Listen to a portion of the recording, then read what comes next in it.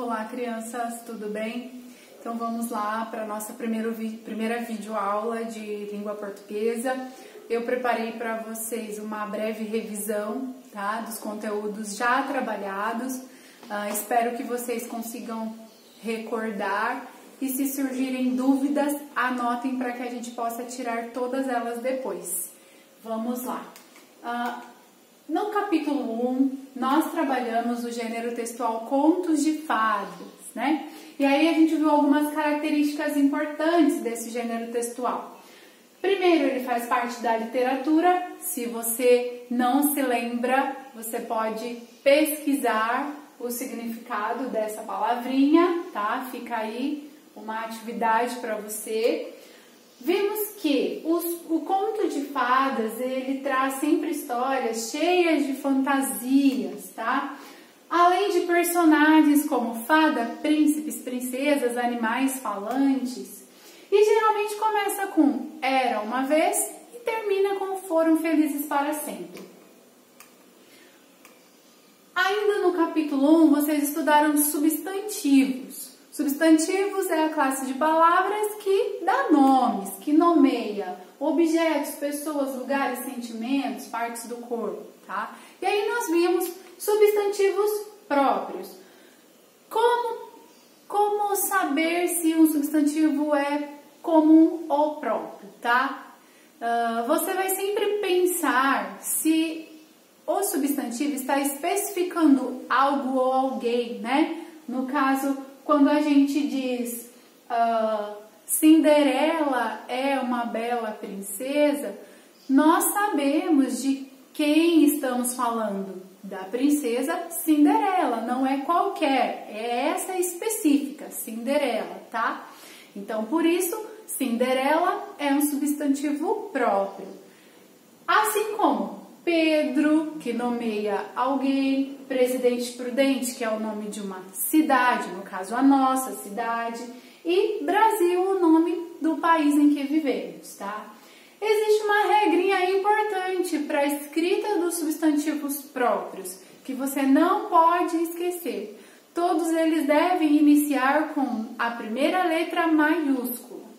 E aí os substantivos comuns, que são aqueles que nomeiam seres que não são específicos, tá?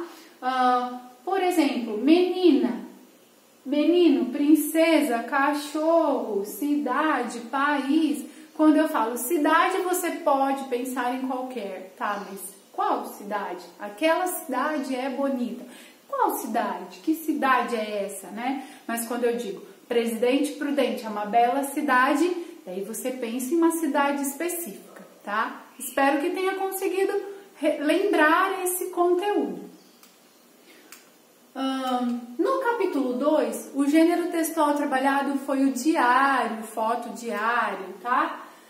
Esse gênero textual é sempre escrito por alguém que fala de si mesmo, tá? Nós vimos também que tem a indicação da data de quando ele é relatado, isso é uma característica importante. E normalmente não é lido por outras pessoas sem a permissão de quem escreveu, tá? Pensando por ser pessoal. Também pode conter fotos e desenhos. Ainda no capítulo 2, nós vimos o uso do X e do SC, aprendendo que algumas letras podem apresentar o mesmo som. O X e o SC, em algumas palavras, podem apresentar o som do S, tá? E aí, nós vimos uma série de palavras com o som de S, escritas com X ou com SC. Exemplo, as palavras que nós estudamos em sala: exclamar, explosão, auxílio, explicação, exterior, exclusivo, expulsar e máximo.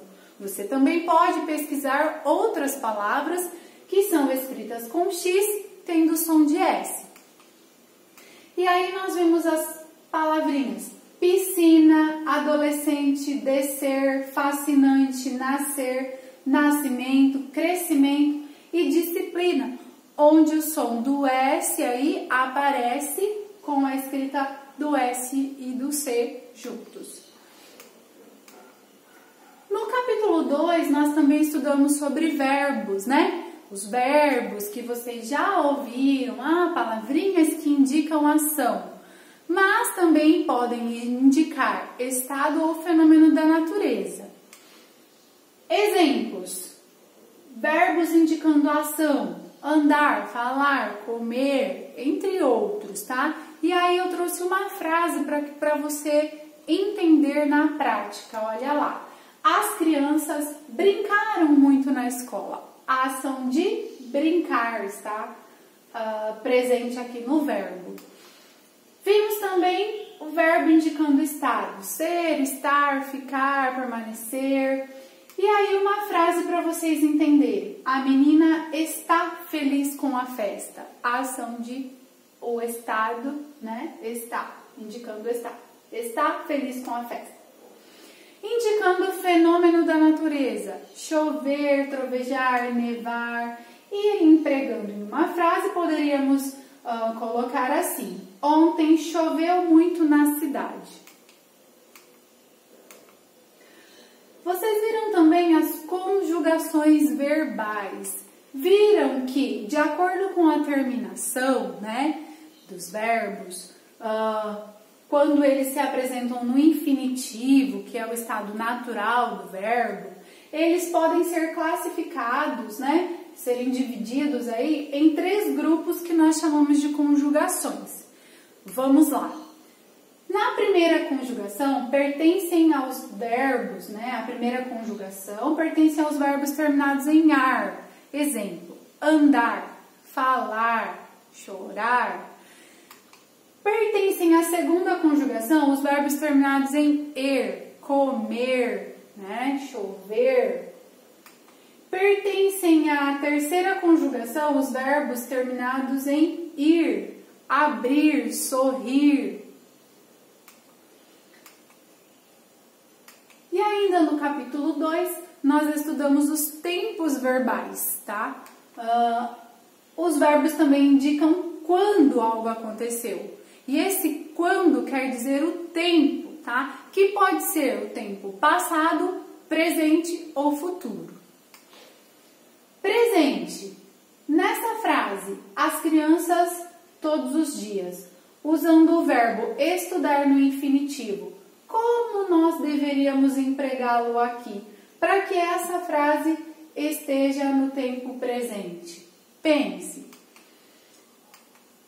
Passado, os amigos de bicicleta no parque. Usando o verbo andar, como nós deveríamos empregá-lo aqui para que essa frase indique o tempo passado?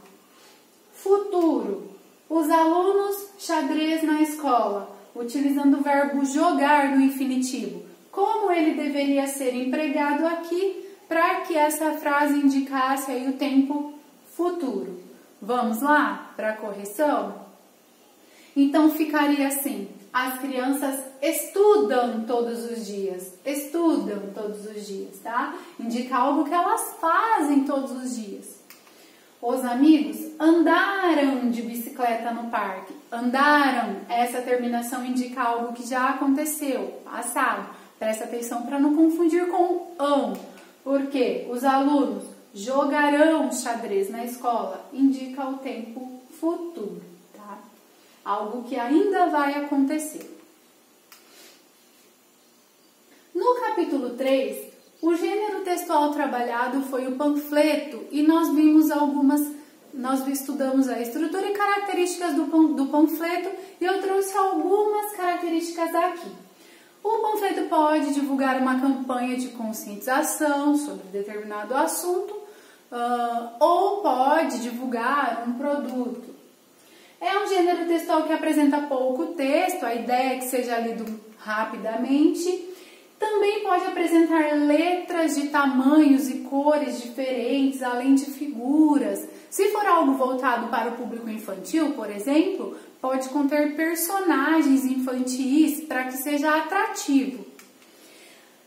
Possui uma frase de efeito ou mais, tá? Essa frase traz a essência, o assunto do que trata esse panfleto. Além de conter informações de quem produziu esse panfleto. No capítulo 3, vocês também aprenderam sobre a sílaba tônica, tá? Sílaba tônica é aquela sílaba pronunciada com mais intensidade na palavra. Ah, professora Guta, a sílaba mais forte, me lembro de vocês fazendo essa colocação. Tá, vocês também aprenderam a chamar de sílaba mais alongada. Lembra do exercício que nós fizemos? Que pedia para você pronunciar a palavra palmadas em voz alta? E aí vocês perceberam, né, que ao pronunciar palmadas, a sílaba mais alongada é a má, né? A sílaba tônica pode então aparecer em 3 posições na palavra. Existe apenas uma sílaba tônica em cada palavra, tá? Então vamos lá. Quando a sílaba tônica da palavra for a última, ela vai receber a classificação de oxítona. Ela é considerada uma palavra oxítona. Vamos ver alguns exemplos? Sabiá, café, cipó, urubu, tambor, anzol. Todas essas palavras têm a última sílaba tônica, por isso são classificadas como oxítona. Uma regrinha que vocês aprenderam é que as oxítonas terminadas com as vogais A, E e O, elas serão sempre acentuadas. Palavras com a penúltima sílaba tônica são classificadas como paroxítonas, tá? Então, elas recebem aí essa classificação. Exemplos de palavras paroxítonas: cinema, novembro, palmadas, fácil, zíper, fóssil. E a terceira posição da sílaba tônica é a antepenúltima sílaba. Todas as palavras que têm a antepenúltima sílaba tônica, elas são classificadas como proparoxítonas. Vamos ver alguns exemplos.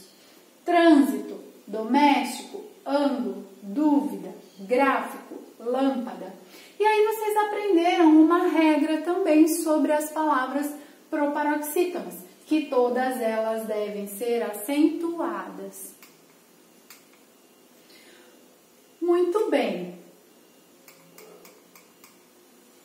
Nós chegamos ao final dessa revisão. E aí você vai seguir agora com o seu roteiro de estudo, tá? Dentro do roteiro eu preparei algumas atividades aí utilizando plataformas, né? Atividades online. Espero que vocês façam, porque todas elas serão muito importantes nesse processo, tá? E estarei à disposição no Hangout aí, no horário que está especificado no seu roteiro de língua portuguesa, para tirar dúvidas, caso elas surjam, tá? E aqui no roteiro de estudo, vocês vão aí estudar ou rever tudo isso que eu falei nesses 3 capítulos, tá? Na nossa próxima videoaula, nós vamos continuar a partir do capítulo 4. Então é isso, até mais, um abraço, fiquem com Deus. Tchau!